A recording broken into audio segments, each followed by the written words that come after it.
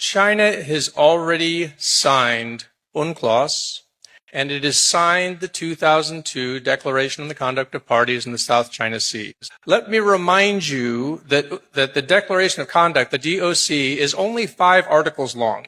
3 through 5 essentially say we will respect the freedom of navigation and UNCLOS. Again, China signed that, and yet routinely intercepts Philippine vessels 50 to 100 nautical miles from any feature and impedes their progress, impedes their freedom of navigation. Article 4 prohibits the threat and use of force. Can anybody say that China has obeyed or complied with that provision when we see the constant water cannoning, the constant ramming? We saw a 7,500-ton guided missile destroyer nearly collide with a 350-ton Philippine Coast Guard vessel near Scarborough Shoal just 2.5 months ago. And the 5th article basically says that all parties should exercise self-restraint. The essential problem is that China has not exercised self-restraint.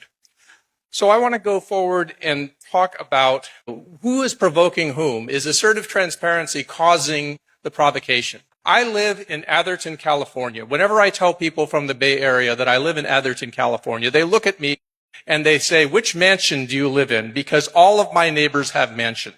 I am the 2-bedroom rental on the corner that absorbs the road noise. If one of my neighbors one day moves the wall on the other side of my flower bed so that I can no longer get to my flower bed and stations 4 security guards there so that I can't go there anymore, and I try to go there and I'm pushed around by the security guards, and then I say to my wife, why don't you take a YouTube video of me trying to get to our flower bed that we used to be able to get to, and then she shows how these security guards are pushing me around and beating me up. Am I the one who is provoking them?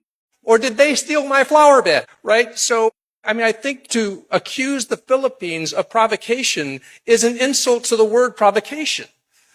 So that entire line of argument, I think, is just sheer gaslighting, right? It is just trying to get you to doubt your own reality.